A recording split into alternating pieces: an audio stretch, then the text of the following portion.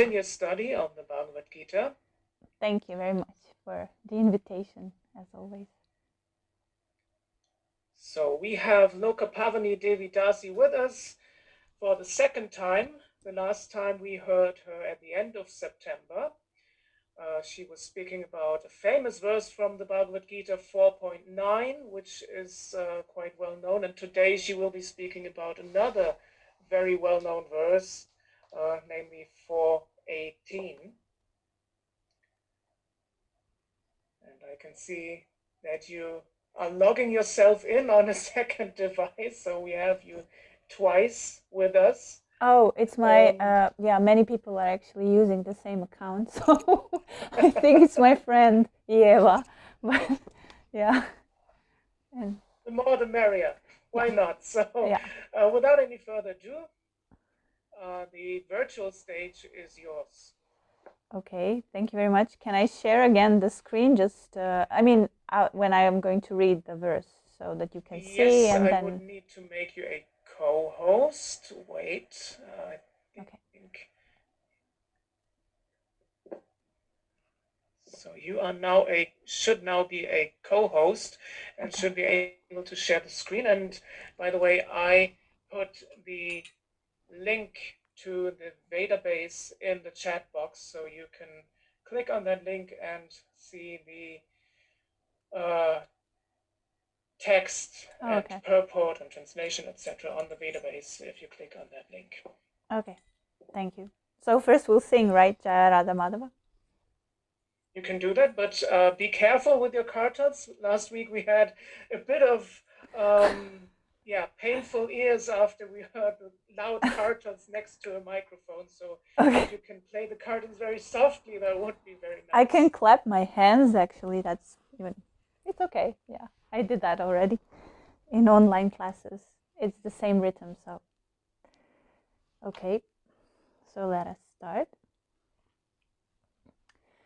Jaya Radha Madhava Kunja Bihari, Jaya Radha Madhava Kunja Bihari, Gopi Jana Vallabha Girivaradari, Gopi Jana Vallabha Girivaradari, Yashodanandana Vrajajana Ranjana, Yashodanandana Vrajajana Ranjana, Yamuna Tira Vanachari, Yamuna Tira Vanachari, Jaya Radha Madhava Kunja Bihari, Jaya Radha Madhava Kunja Bihari, Gopi Jana Vallabha Girivaradari, Gopi Jana Vallabha Girivaradari, Yashodanandana Vrajajana Ranjana, Yashodanandana Vrajajana Ranjana, Yamuna Tira Vanachari, Yamuna Tira Vanachari, Jaya Radha Madhava Kunja Bihari, Jaya Radha Madhava Kunja Bihari, Jaya Radha Madhava Kunja Bihari.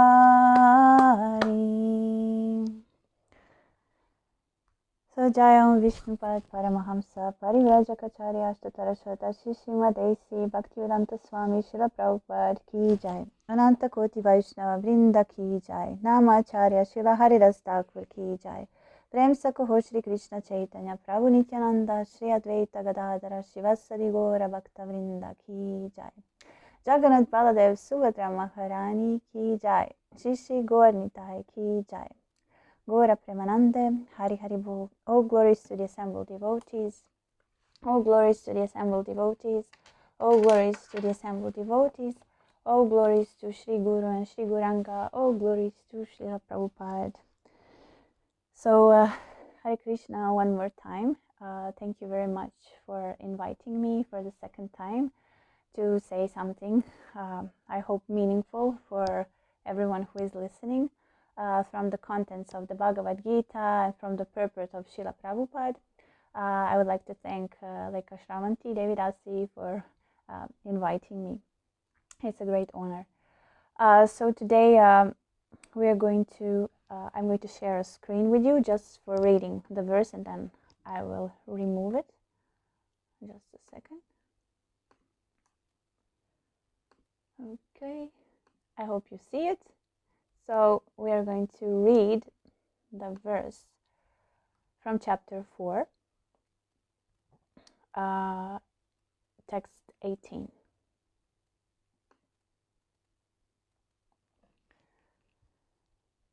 Karmanya karmaya pasayet, akarmani cha karmaya, sabuddhiman manusyeshu, sayukta kritsna karma krit, karmanya kramaya pasyet, akarmi cha karmaya, sabuddhiman manusyeshu, sayukta kritsna karma krit, karmanya karmaya pasyet, akarmani cha karmaya, sabuddhiman manusyeshu, sayukta kritsna karma krit. So before I start reading the word-by-word translation and purport, I would just like to say the invocation. Om Namo Bhagavate Vasudevaya. Om Namo Bhagavate Vasudevaya. Om Namo Bhagavate Vasudevaya. So we read the verse in Sanskrit. Now I'm going to read word-by-word translation. Karmani, meaning in action. Akarma, again in action. Yaha, one who. Pasyet, observes. Akarmani, in inaction. Cha, also. Karma, fruitive action.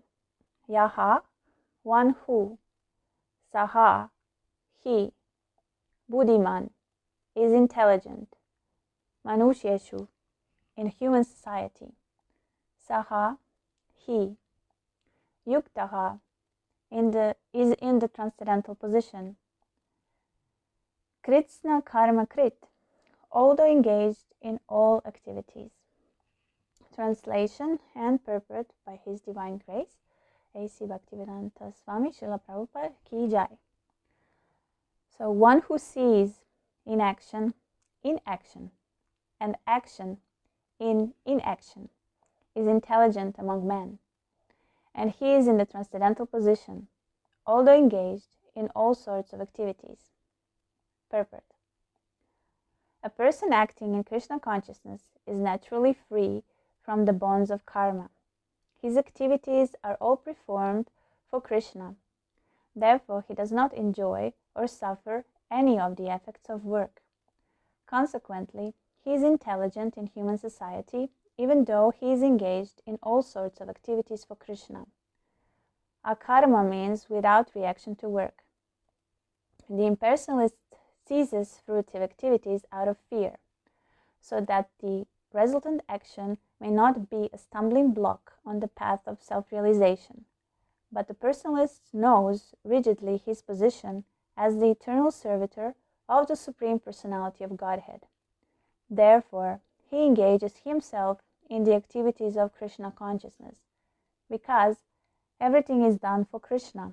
He enjoys only transcendental happiness in the discharge of this service. Those who are engaged in this process are known to be without desire for personal sense gratification. The sense of eternal servitorship to Krishna makes one immune to all sorts of reactionary elements of work. So I will read the verse one more time. Karmanya karmaya pasyet akarmani cha karmaya sabuddhiman manusyashu sayukta kritsna karma krit. One who sees inaction, inaction, and action in inaction is intelligent among men, and he is in the transcendental position, although engaged in all sorts of activities. Om Jnana Timirandasya Jnananjana Shalakaya Chakshurun Militam Yena Tasmai Shri Gurave Namaha. Namo Vishnu Padaya Krishna Prasthaya Bhutale Srimate Bhaktivedanta Swami Iti Namine. Namaste Saraswati Deve Gauravani Pracharine Nirvishesha Shunyavadi Pashatya Desha Tarine. Namo Vishnu Padaya Krishna Prasthaya Bhutale Srimate Niranjana Swami Iti Namine. So this verse is quite interesting, and it can be also quite bewildering because I remember when I was reading Bhagavad Gita for the first time, and when I read that one who sees inaction, and action in inaction is intelligent among men, and he is in the transcendental position, although engaged in all sorts of activities.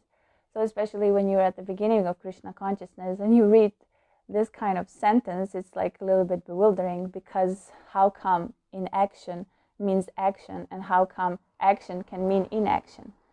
So it is very important actually to define what is action and what is inaction. And that is something that Krishna said before this verse. So in the previous verse, he said that and you also read it last week. So the intricacies of action are very hard to understand. Therefore, one should know properly what action is, what forbidden action is, and what inaction is. So, therefore, you must know that according to the Shastras, there is karma, vikarma, and akarma. So, this word karma is actually, it has become a household word in a way. Generally, everyone knows and everyone uses the word karma, like when speaking to others about maybe their life or that they're suffering. So they usually say, oh, it's my karma. But in Shastras, it's a little bit different, even though it's the same. Because karma are activities that we perform in this life, but they are actually activities that are in accordance to the scriptures, to the Vedas. And whatever we do, all the activities that we do that are not in accordance with the Shastras are actually called vikarma, or prohibited activities. And karmic activities, according to the scriptures, usually they bring us the result of something good, because we perform certain activities according to the scriptures to gain a certain result.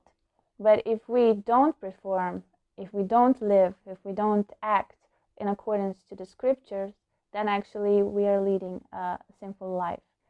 And these kind of actions, as I said, are called vikarma. And this is like a bad karma that we can inherit. And we also have akarma. And actually what this verse that we read today is talking about, it is talking about akarma, which means that we perform activity, but there is no reaction in the sense of good or bad karma as a result of this activity. And this is something that can be achieved only when person is acting from the transcendental platform. And the Shastras, the Bhagavad Gita says that such a person is very intelligent because he actually knows how to solve the problems of life, and he actually knows how to act in this world that he's not conditioned anymore or bind by the modes of material nature. And therefore, he actually doesn't act for sense gratification. He acts for something higher, something transcendental. And in Krishna consciousness, when we act for something higher, something that is on some transcendental platform, we say that we act for the pleasure of the Supreme Personality of Godhead. And we act in this way because by constitution we are spirit souls. So we are eternal parts and parcels of the Supreme Personality of Godhead. In the second chapter of the Bhagavad Gita, it is explained how we are spirit who is eternal, who is full of knowledge and bliss. So the fact that we want pleasure is something that is actually inherent in the soul. It's part of the constitutional position of the soul. So even though we are conditioned in this material world and we want sense pleasure because we identify with this body, it is quite natural that we seek pleasure, but we are seeking this pleasure on the wrong place. And the Shastras say, look, you're not this body, you're a spirit soul. And yes, I mean, it is understandable that you are seeking pleasure because the Shastras said that the soul is ever pleasure seeking, anandamaya vishyat. So it means that you will always search for pleasure, but since you are eternal, you should search for the pleasure that has the same nature as you are, which means that the pleasure that you are seeking actually is transcendental. It is something that is eternal, and it is something actually that can only be achieved in relationship with the Supreme Personality of Godhead. And this is something that Krishna says at the beginning of this chapter. So this chapter actually is entitled as Karma Yoga. And here, and it's Karma Yoga, but also transcendental knowledge, because it describes the knowledge of action in a way. First, what Krishna says is, like, he introduces the knowledge, like he says from where it comes from. He says it comes from me, but I establish it every time because as the time passes by, this knowledge becomes lost.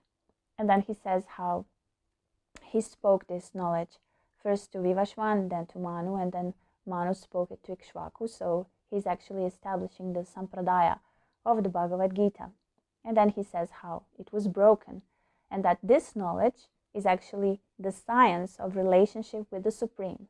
So this action that we are speaking here, we are talking about here, is actually an action that allows us to establish our relationship with the Supreme Personality of Godhead, who is actually the proprietor of everything and who created everything, who created the material universe in which we are now entangled and conditioned, and he also created the spiritual world. So spiritual worlds, everything actually comes from him, and he gives us this knowledge out of his causeless mercy because he wants us to come, that we come to our constitutional position, which is in a relationship with him, because we are eternal servants of Krishna.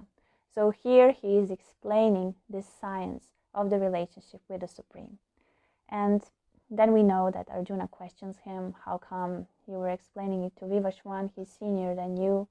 And then he says that there were many births in which you and I were manifested, in a way, were born. I remember all of them because I am all-knowing, I'm the Supreme Personality of Godhead, but you don't remember your births because you were small as a spirit soul, and every time you change your body, actually we forget what we were in our previous lives. So in the same sense, Arjuna doesn't have this knowledge. He can have this knowledge only by the mercy of God, because in the Bhagavad Gita, Krishna also says that I am the one who gives you intelligence, who gives you remembrance and everything. So by his mercy, we can know things. And so in the same sense, he is now explaining how to establish this relationship with him and how to act in this world. And And we will see how a person acts but not acts. When we talk about inaction, we're actually talking about an action where there is no reaction. So it means that we are not idly sitting somewhere, meditating, not doing anything. This means actually that we are doing something, but our consciousness is such that we are actually not performing the activity for our own sense gratification. We are performing the activity for the pleasure of Krishna. And when Krishna explains all of this to Arjuna, you will read in the future how he says, now that you have all this knowledge of how to act in this world by not being entangled, then stand up and fight. So Srila Prabhupada many times said that he would like to have more Arjunas. And when he said that, he was actually thinking about devotees who will act for the pleasure of Krishna. And if you want an example of devotees who act for the pleasure of Krishna, we can only glorify Sankirtan devotees this month, because they are the ones who are going on book distribution due to Prabhupada's marathon, even though there is a pandemic situation and lockdowns, but still they're going out and distributing books. Many books are being distributed, and also I know that online people are also connecting and ordering books. So it's very nice to see that activity in Krishna consciousness in a way cannot be stopped, and it always finds some kind of a hole how to go and how to distribute this knowledge to others.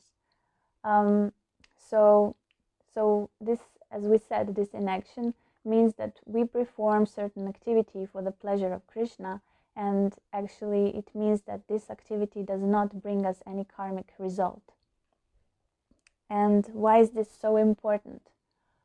Because when we are performing this so-called inaction, so inaction in the sense it doesn't perform results, but it is still action, which means that we are active. When we do this in this consciousness, and when we don't get entangled with the good and bad results, at the end of our life, if we act in this way, we will go back home, back to Godhead. We will become liberated. Why? Because we will not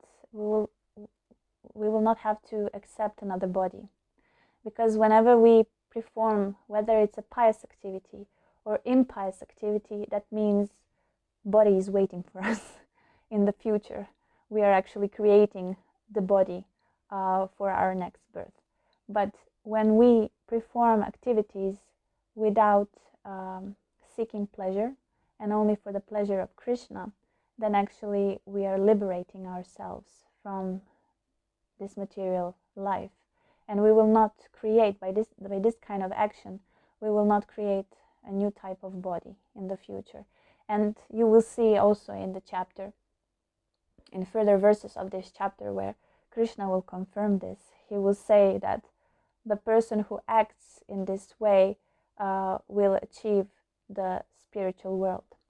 So that's actually the whole point, because we don't belong here. I was listening to one lecture of my spiritual master, and of course he when he speaks according to the lectures of Srila Prabhupada and the Shastras, and he says that intelligent person, when an intelligent person acts, his activities are called shreyas, and materialistic person, when he acts, his activities are called preyas. So preyas activities I will describe first. It means like an activity that will bring me an immediate result for my pleasure. It's like I want sweets and then immediately I eat candy and I get satisfaction for my senses. Or for instance, children, they want to play because it brings them joy at that moment. But shreyas is an activity that we perform so that we can get a certain result in the future. An example is also given by Srila Prabhupada on the example of kids. So kids play and that's immediate what they want. They want to enjoy in their playfulness. But actually Shreyas for them would be education. They have to go to school, and most of the kids, they don't like to go to school because it means discipline. But when they go to school, they go because they want to achieve some result in some future. So intelligent person acts in a way that he controls his senses, and he wants to, by his activities, he wants to achieve certain result in the future, because actually the result of performing akarma is actually something that we will see in the future, which means that we will get purified by such activities in Krishna consciousness, and not only because we perform these activities for the pleasure of Krishna, but because we perform them with the blessing of the spiritual master and according to his instructions. And that's also something that Krishna mentions in this chapter when he says that I'm explaining this transcendental knowledge, and I'm explaining that it comes through the sampradaya, and I'm explaining to you how you should act. And he also says how various persons act, how brahmacharis act, how grihastas act, and how actually they act in a certain way so that they can purify themselves. And when we talk about the karma, or activities which are prescribed by the Shastras for actually everyone, they are given by Krishna for the people in the mode of ignorance, for the people in the mode of passion, and for the people in the mode of goodness. And each of them can find something for themselves in the Shastras. And whatever they do and that they find for themselves in the Shastras is actually meant for their purification. It's like going on a ladder, like step by step, progressing, so that they can finally reach the goal, which is always Krishna and Krishna consciousness, because Krishna says that everyone follows my way, whatever they do in a certain way, because he has created this material world and he has given the laws of this material world. So even when not following some rules and regulations, they are here. The situation is given by Krishna, so they will get the bad consequences, which are also given by the laws of material nature. So everything is always according to the will of Krishna. So yeah. So we got like a little message, but I will look at it a little bit later. So what I wanted to say is that when Krishna explains all this to Arjuna in this 4th chapter of the Bhagavad Gita, when he explains this transcendental knowledge and how an intelligent person acts, he also says that you should approach a person, a spiritual master who has seen the truth, and you should inquire from him submissively and render service unto him. Because we know that Krishna is now playing a role of a spiritual master to Arjuna. So he's giving these instructions to Arjuna. And these instructions are, of course, meant for all of us, but usually they come through the medium of the spiritual master. So even if we don't know actually how to act in practical way for the pleasure of Krishna, we don't understand it maybe, especially at the beginning of our spiritual life. It is our duty to properly understand it, and how will this happen if we approach a spiritual master who will give us certain instructions, and actually by following the instructions of the spiritual masters, we are actually performing activities for the pleasure of Krishna, and we are training ourselves how to act in this world and how to become disentangled from the modes of material nature. So in that sense, we can learn how to see in action, and action in action. No, and action in inaction. So it's like with the words, play of words. But so that's something that is explained here and emphasized. And also we know that if we don't try to see things in that sense, And if we don't act for the pleasure of Krishna, and if we identify with this body, and if we only act for the pleasure of our senses, even though we are pleasure seeking, the pleasure that we will find is something that is temporary. It will have a certain end, because material nature is such. We have this body, but the body will perish.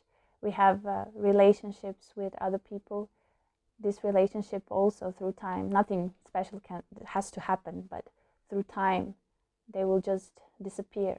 So basically we have to search for this that is eternal in ourselves, this soul, and we have to see that we are soul actually, and we have to see what are actually the activities that the soul performs.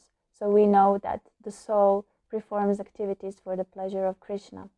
And by following the instructions of the spiritual master, we are putting ourselves under the discipline in a way, because we are trying to control our senses, we are trying to control our mind, which helps us to see that actually we are not this body. And by this control of the senses and the mind, we can, after a time that we render transcendental loving service to the personality of Godhead, through the blessings of a spiritual master, we can have a realization of the higher taste and the pleasure that actually soul experiences in a relationship with Krishna. And therefore, if we experience that, then our consciousness can broaden in a way. And then we can see that even the small things that we do throughout the day are very important things, and even those small things can very much be Krishna conscious and can very much be a karma. I gave a few classes for beginners in Krishna consciousness, and we were talking about this, and I told them, like, when we go to sleep, we can sleep for Krishna, because in the morning when we wake up, when we brush our teeth, when we shower, we actually can dedicate these quite simple and everyday activities, but we can dedicate them to Krishna, and they can become a karma. They don't have to be because of us, because we use this body for the pleasure of Krishna. So we want this body to be rested. We want this body to be clean, because if we are, for example, pujaris, we know that cleanliness is one of the principles of activities of a pujari and deity worship. So we can go to the store and buy bhoga, food, whatever, for the pleasure of Krishna, because whatever we buy, we will make a certain dish for the pleasure of Krishna and offer it to him. So we can also see the members or family and friends in relation to Krishna, if we have that consciousness. And of course, this is something, because Krishna consciousness is a gradual process. So by following the instructions of the spiritual master and by acting in a certain way, our consciousness becomes purified, and we can see these things in that sense. And we know that the most important activity, the most important sacrifice, the most important austerity, the most important charity actually that we perform is chanting of the Maha Mantra. So I have here something to read for you. It's from Harinam Chintamani, from verses 4 to 10. And this actually talks about, of course, the holy name. And I thought it would be very nice to read it. I will only read the English translation. Because when we are talking about the activities for the pleasure of Krishna, we are also talking about sacrifices. We are talking about charities and so on, and control of our senses and so on. But everything that we do has to be followed with the Maha Mantra, and I will explain why it's also important, especially for this age of Kali. So the verses state, "There is no knowledge as pure as the holy name. There is no vow as powerful as chanting the holy name. In this world, there is no meditation equal to chanting the holy name. No accomplishment is in any way equal to the holy name. No renunciation is in any way equal to chanting the holy name.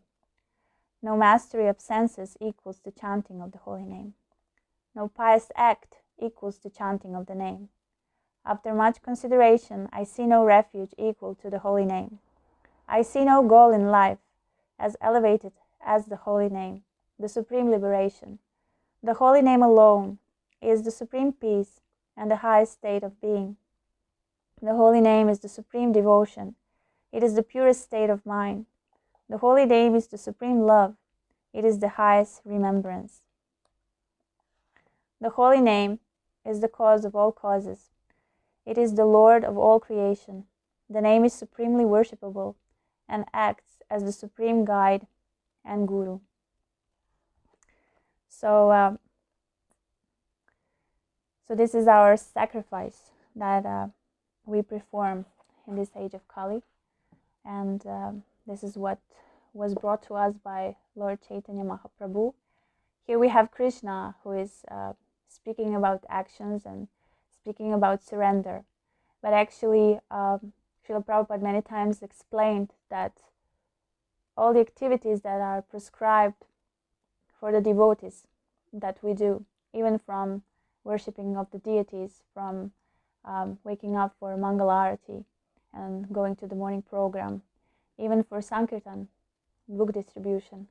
We do all these activities so actually that we can chant even more purely, chant purely the holy name of the Lord, because the Lord is in His name. And this is the method of purification for this age of Kali, and actually the most perfect activity for entangling from this material world.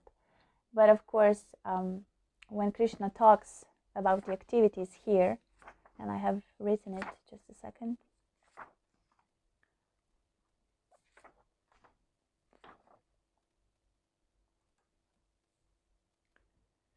He says that, actually Srila Prabhupada says that in the purport of the last verse of this chapter, he says that what Krishna is describing here, this transcendental knowledge and these activities, is actually called Sanatana Yoga, which is of two kinds. I mean, it's divided into, not two kinds, sorry, just to find an English word that is suitable.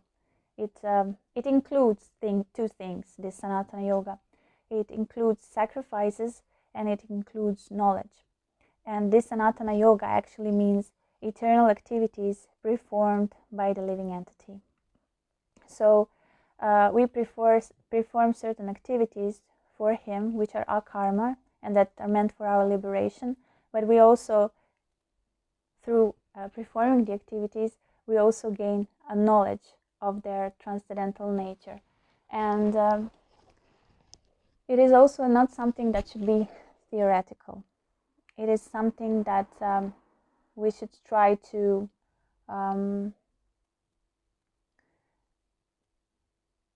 include in our life, to perform, and to try to develop this faith that actually, if I perform everything for the pleasure of Krishna, Krishna will take care of me. Because the Shastras, my spiritual master, they say Krishna is the proprietor of all the material worlds and all the spiritual worlds. Everything that is created here, even my body, everything is given by Krishna. And if we do something for him, certainly he will reciprocate and he will take care of us. And he even says that in the Bhagavad Gita. He says that I will give you what you lack and I will preserve what you have. That is Krishna, and that is how Krishna takes care of his devotees. So it goes hand by hand. It's like a gradual process. We perform certain activities and then we get realization of how Krishna actually takes care. And by this kind of performance, we know that Krishna will give us everything that we need. So basically, we don't have to do anything. Krishna does everything. And this is something that is, in a way, contradictory to some statements that he said in the chapter 4 of the Bhagavad Gita. Because if you remember, while you were reading this chapter, he also says that he has nothing to do. So I don't know why, but my mind always catches these statements of Krishna. Like he says he has nothing to do, but then at the same time he does everything. So this is something that is called like the inconceivable potencies of the Supreme Personality of Godhead. It's like something that actually makes him the Supreme. But that is another topic. For now, we are talking about how a devotee, by performing these akarmic activities that bring no results, he actually surrenders to Krishna. He does everything for his pleasure, and he knows, he has this faith that Krishna, the Supreme Personality of Godhead, who is omnipotent and who created everything and who takes care of everything and he maintains everyone, he will certainly take care of me if I perform activities for him. And then the highest activity that we should perform in this age of Kali is the chanting of his name. So that's the highest sacrifice, the highest charity, the highest thing that we can actually do for our self-realization. And it is also something that purifies our consciousness and makes us actually understand everything that Krishna is saying to us in the Bhagavad Gita, and what the spiritual masters are saying, who are following the sampradaya of Bhagavad Gita, who are following Krishna, and who also, by giving the instructions to us, purify us and make us act in this world on the platform of transcendence or akarma. So I will stop a little bit here and first see what is written in the chat, and maybe someone would like to comment something, or maybe someone has some thought about what was spoken here. So let's see. First from Ligia. I'm sorry if I don't read it correctly. So in playing, children develop many skills. Following our curiosity may let us discover Krishna. I don't believe that a curriculum is the only way. That was not, I also believe that, but that was not the point. The point was the thing that we get from immediate pleasure. So that's something that Srila Prabhupada gave as an example. When kids perform something in their play, they're enjoying it. Like Krishna also plays with his friends and he enjoys it. And he doesn't want to come home and eat dinner. So the children also don't want to do this, don't want to do that. But parents are always doing something for children for their like ultimate future benefit, but they don't want to do it. So Srila Prabhupada gave it like an example of activities for the future, and playing, he gave an example of something that we perceive immediately as pleasurable. But that's what we actually do in this material world. We want instant happiness. That's why we are exploiting so much this nature, and the whole consumerism of the Western world is aimed at having the pleasure now, especially in this modern world. They don't want to sacrifice, they don't want to do something for the benefit of maybe others or future or so on. And why I am generalizing like this and saying this, because we can see the consequences of it. We can see that there are so many calamities in nature. There is this pandemic, which is also the result of prayas. They wanted the pleasure of, for instance, eating meat. And so the people buy meat on the marketplaces, and that's how the virus came into the human society. Whether you believe in the virus or not believe in the virus, that's another topic. I'm not going into that, but I just wanted to make this as an example of how this is the consciousness of a materialistic man or a woman. They want pleasure immediately, but because they identify with this body. But we, as devotees, are trying to give knowledge that there is a higher pleasure. There is pleasure, but not pleasure through the senses and body. We first of all don't belong into this material world. We belong to the spiritual world. We are spirit souls, we are eternal, and we should rise up to that platform and have this eternal happiness that Krishna is talking about in the Bhagavad Gita, in which we hear about in Srimad Bhagavatam, in Chaitanya Charitamrita, and so on. This is the real life, actually. The life of the soul is the real life. The life of the body is perishable.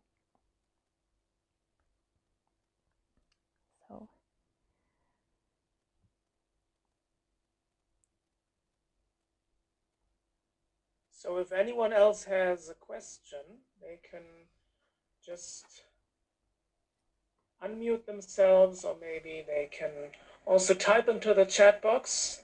We will be reading or Loka Pavani will be reading your question, or if you are not so shy, you can just unmute yourselves by clicking the little microphone icon on the bottom left corner of your screen, and then you can just speak.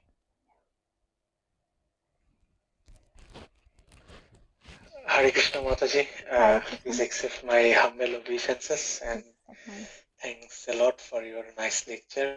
I have a small question, kind of somehow during meditation or during some productive work, as I am a student, when I have to concentrate more, sometimes it happens that that hankering for sense gratification for like 5-10 minutes, to take a break, to look some funny videos, yeah, those kind of things come on and off in my mind. And then what happens after that 5-10 minutes, it doesn't stop there for 5-10 minutes.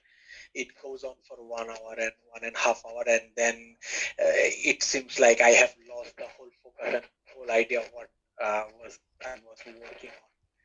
So I would like to request you to give some kind of work around all these kind of things, that whenever I feel like I just want to enjoy, sometimes have some breaks right now. Other than that, how I can take a break, or just to keep my focus on the topic I am working. Thank you. That's my question. Okay. So, as I said, it's normal that we want enjoyment, because the constitutional position of the soul is that the soul seeks pleasure. So what happens with you is quite normal. But what I'm saying here is that we should seek for a higher pleasure. And I understand your question in the sense of concentration for the exam, and then like distraction because you want to like relax your mind because it's difficult to focus, because I was also a student. But I was not talking about that.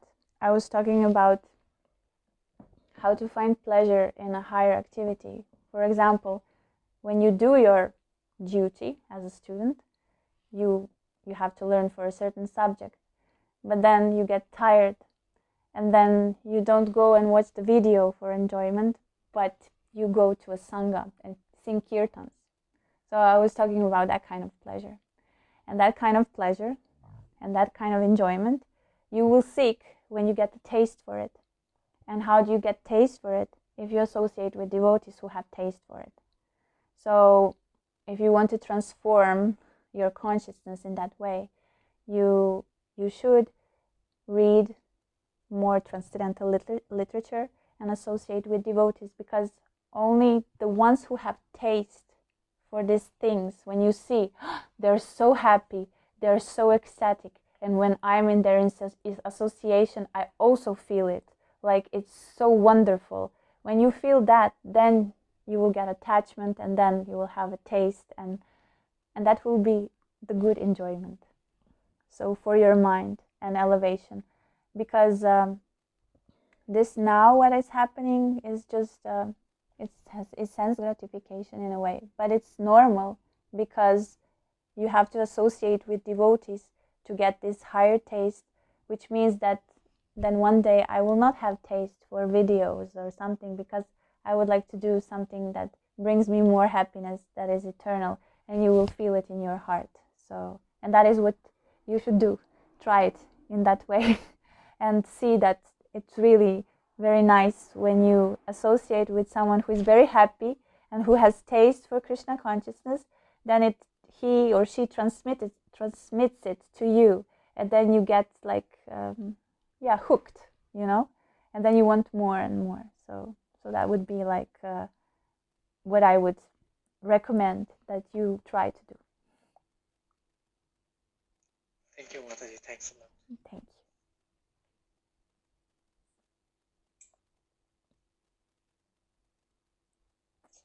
Hare Krishna, Mataji, please accept my humble obeisances too. All glory to Srila Prabhupada. For me, is the other side of the medal. I live in a place where are no devotees and no temple, almost no devotees. And last week I had association.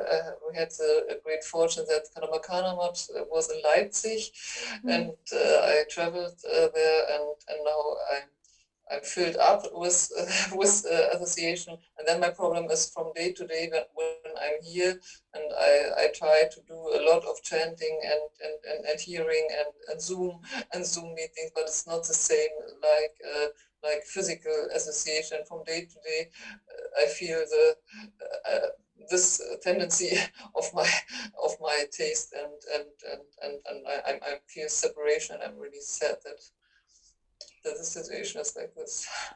Okay, now I'll tell you maybe something that's surprising. It's wonderful that you have such a separation because I was also a student, and I was studying for a year in Geneva, and there were no devotees there, and so I was in situations and where there were no devotees, and my experience is that Krishna puts us in these situations so that we can hanker for devotees association, and then this hankering actually creates a taste in us for the association of devotees. So therefore, when you find out that Kadambakana Swami comes to Leipzig, you're very happy and very eager to go there. And when you are there, you really enjoy yourself, I can say it like that, because you enjoy the association of devotees, you enjoy the kirtan, you relish very much whatever the devotees say.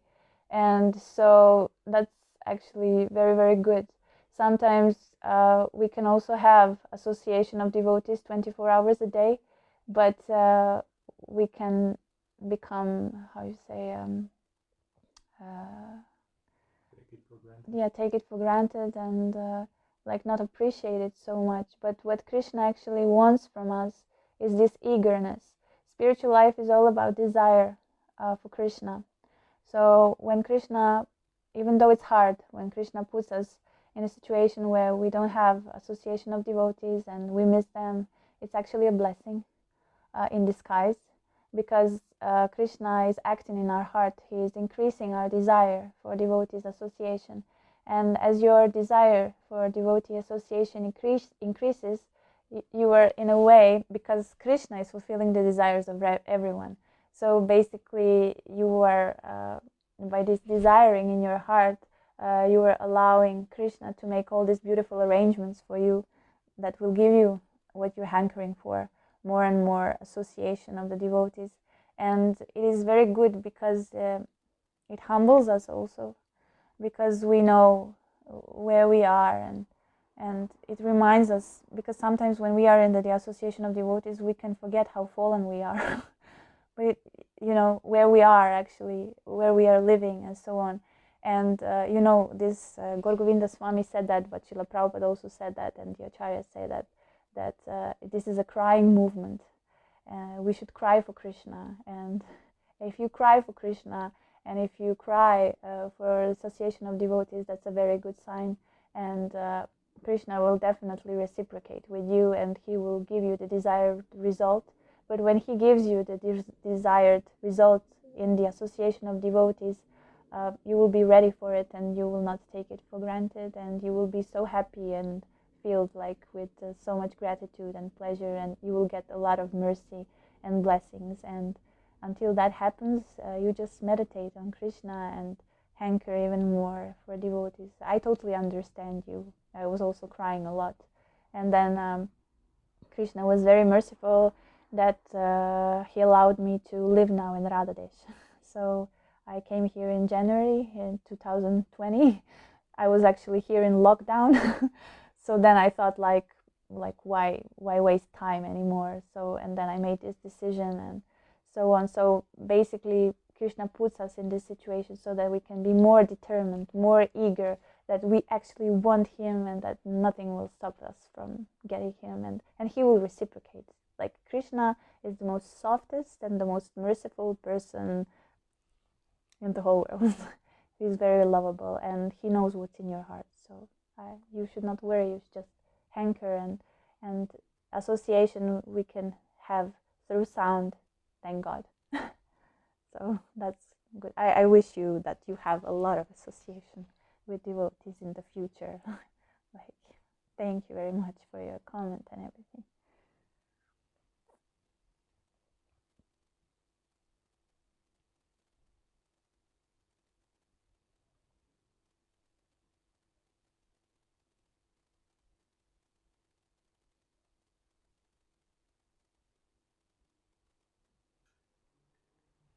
Okay, so maybe there are no more questions, but this is like, just to conclude, you can meditate on how much you do activities for Krishna, and this was like a philosophical part from the Bhagavad Gita which we read, and yeah, even if we don't have this taste, if we don't have this consciousness, we try, we follow the instructions of our spiritual masters.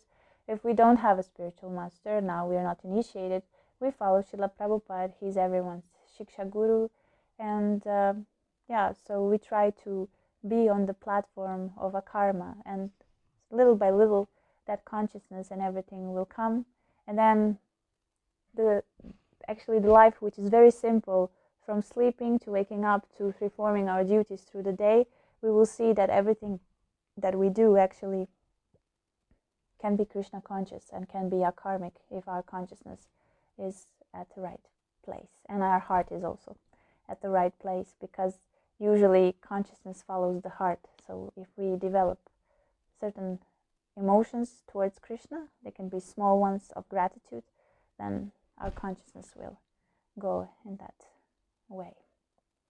So thank you very much for Thank you very much. Yeah. Thank you for this nice lecture, and thank you for these nice concluding words, and also thank you to all of those devotees who have joined us, who have asked questions, either in the chat box or via their microphone. It's very nice to hear your questions and to have these interactive lectures, interactive presentations. We have been making a recording of this lecture, and we will be putting it on YouTube for you to watch again or to share it with your friends. Thank you very much, and let's hope to have Loka Pavani again with us sometime soon. It was very nice, and we hope to see all of you again. Thank you, and have a good night. Hare Krishna. Hare Krishna. All glories to Srila Prabhupada.